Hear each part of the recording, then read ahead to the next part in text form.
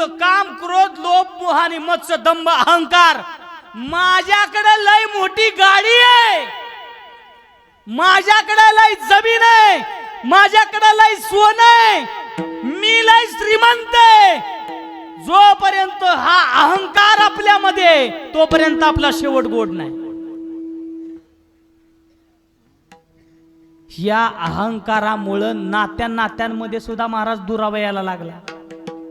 एकमेकाला लोक माननाती जाव, लोकाला वाटतंय मी श्रीमंत का. आहो काय झाले, लोक गरीब आहे ती, पण लोक दाखवतात फक्त श्रीमंत असल्यासारखी, श्रीमंत असल्यासारखी. वाईट वाटल महाराज, मी वेळोवेळी सांगतोय. कालचीच बातमी आहे, कालची बातमी. एक बाप सांगतो बर का, श्रीमंत वाईट नाही महाराज. जर त्या श्रीमंताला हिंदू धर्माचे संस्कार आणि पारमार्थिक दृष्ट्या जर संस्कार असले, तो परिवार श्रीमंतच आहे, तो परिवार श्रीमंतच आहे. पण कालची जर बातमी बघितली माय मावले हो, तर बाप एक मुलीचा सांगतो श्रीमंताच्या घरी पोरगी देऊ नका. कालची बातमी ऐकली असेल तर लय मला ही करायला सांगू नका तुम्ही. कालचा बाप सांगतो, मशानभूमीमध्ये रडत होता आणि तो बाप सांगतो, गरीबाला मुलगी द्या, शेतकऱ्याला मुलगी द्या, काबाड कष्ट करून मुलगा खातोय ना, जो संस्कार करतोय त्याला मुलगी द्या, फक्त श्रीमंताला पोरगी देऊ नका. गावाला दाखवण्यासाठी श्रीमंताला पोरगी देऊ नका रे. मी जी चुकलोय ते तुम्हाला सांगतोय. जो परिवार अहंकारामध्ये गेला, ज्या परिवाराला महाराज आई वडिलांचा संस्कार नाहीत, तो परिवार लयाला गेल्याशिवाय राहत नाही. लक्षात असू द्या. द्यावे ते धन्यवाद या परिवाराला थोड्यात महाराज. तात्यांनी या परिवारावरती केलेले संस्कार या कार्यक्रमाच्या दृष्टीने दिसून येतात. माय बापू, एवढा मोठा सोहळा कोण करतात तवा. परिस्थिती आता दावा होत नाही. मगाशी येताना आपला विषय झालेला दावाच महाराज तिसऱ्या दिवशी जोरातील लोक 10 दिवस सुद्धा कोणाला. समजा आपण मेल्यानंतर किती जण रडतील येऊ, काय वाटतं आपल्याला. समजा आपण मेलू, मरणार नाही लवकर. समजा आपण मेलू, किती दिवस लोक सुतक धरतील येऊ. लय दिवस नाही, तिसऱ्या दिवशी तर 10 उरकून टाकणार. उरका, गाव मोकळं करा. आपण जाण्याची लोक वाट बघतात, आपण जाण्याची. लक्षात असू द्या. जगद्गुरु तुकोबाराय सांगतात, जागवा. शेवट सहजासहजी कुणाचाही गोड होत नाही. तो शेवट गोड होण्यासाठी तुम्हाला पंढरपूरला जावं लागेल आणि पंढरपूरच्या पाटलाला तुम्हाला भेटावं लागेल. प्रत्येक गावामध्ये एक पाटील आहे महाराज. ते पाटील महाराज सगळ्या गावाचं सगळ्या गोष्टी निवारण करतो का नाही, तसं पंढरपूरचा पाटील सुद्धा आहे. तो या विश्वाचा पाटील आहे. तो आपला शेवट गोड करणार आहे. सुखरूप आयसा तुझा कोणी सांगा, माझ्या पांडुरंगा सारिका. तुम्ही पंढरपूरला गेल्याबरोबर तुमचा शेवट गोड सांगितला. महाराज आम्ही पंढरपूरला गेल्यानंतर, पंढरपूरच्या वाटेला लागल्यानंतर आमचा शेवट गोड होईल का? आणि तो पंढरपूरचा पाटील आमचा शेवट गोड करेल का? जगद्गुरु तुकोबाराय सांगतात, का करणार नाही? तो सामान्य पाटील नाही. जम्बू या दीपा माझी एक पंढरपूर गाव,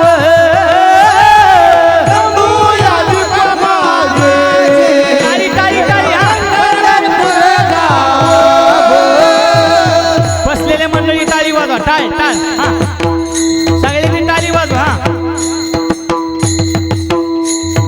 जम्बू या दीपा माझी एक पंढरपूर गाव,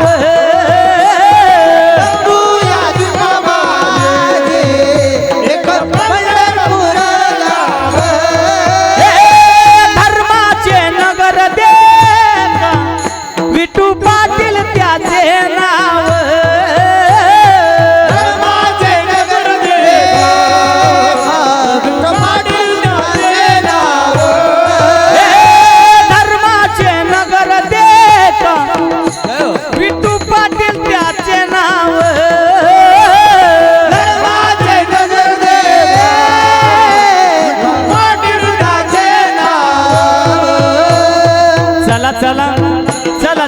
चला चला चला जाऊ तया ठाया काही भोजन मागाया चला जाऊ तया ठाया काय काय भोजन मागाया चला जाऊ तया ठाया काही भोजन मागाया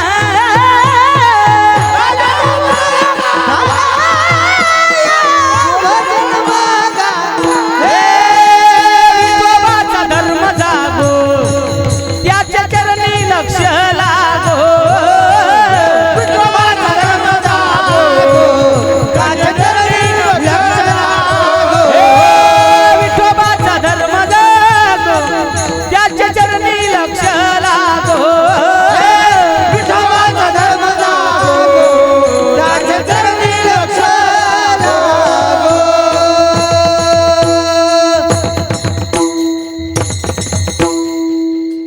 जंबू या दीपा माझी एक पंढरपूर गाव धर्माचे नगर देखा विठू पाटील त्याचे नाव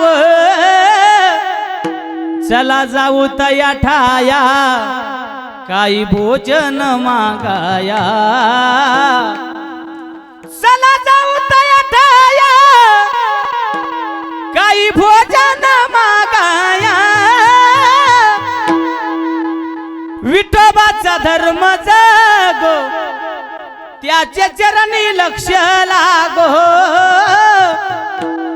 भगवान परमात्मा आपला शेवट गोड करणार आहे पण लोक काय करते ती माहितीये का श्रीमंत झालं की बालाजीला जाते ती आणि गरीब झालं की पंढरपूरला येते ती काही लोकांनी मला असा प्रश्न विचारला महाराज बालाजी मध्ये पंढरपूरच्या पांडुरंगामध्ये फरक करू नका का फरक करू नका हो देव एकच आहे की अहो देव एकच आहे मी कुठं म्हणले दोन आहेत सगळं देव एकच आहेत पण लोकांनी फरक केल्यामुळे बोलावं लागते श्रीमंत झाले की लोक बालाजीला जातात आणि गरीब झालं की माणसं पंढरपूरला येतात पण ऐका तुम्ही विश्वामध्ये कुठल्याही देवापाशी जावा तुम्हाला लांबून दर्शन आहे पण माझ्या पंढरीच भगवान परमात्म्यापाशी पांडुरंगामध्ये पंढरपुरामध्ये आल्याबरोबर तुम्हाला पायापाशी दर्शन आहे हे पंढरपुराचं महात्म्य महाराज तुम्हाला डायरेक्ट पायापाशी दर्शन आहे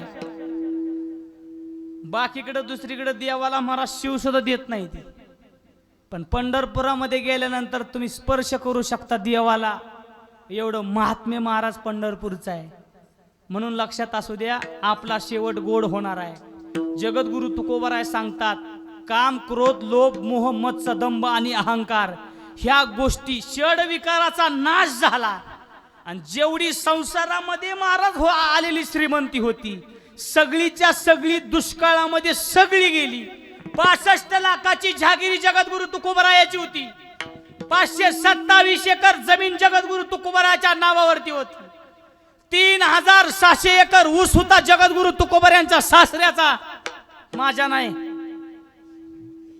माझ्या सासऱ्याला 90 एकर क्षेत्र आहे आणि सासऱ्याला पोरगा नाही विषय संपलाय आणि निमी जमीन आमची कमीसला गेली फलटणच्या कमीसला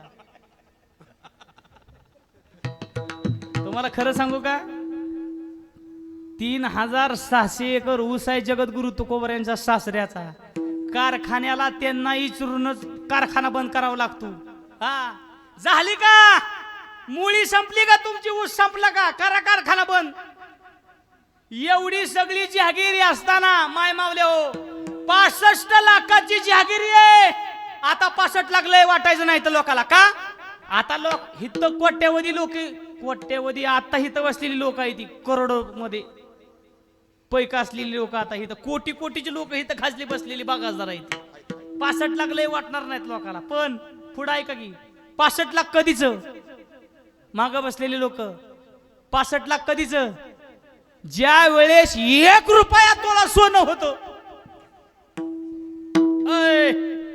1 रुपया तोळा सोनं होतं तवाच 65 लाख आहेत आता सोनं कसं चाललंय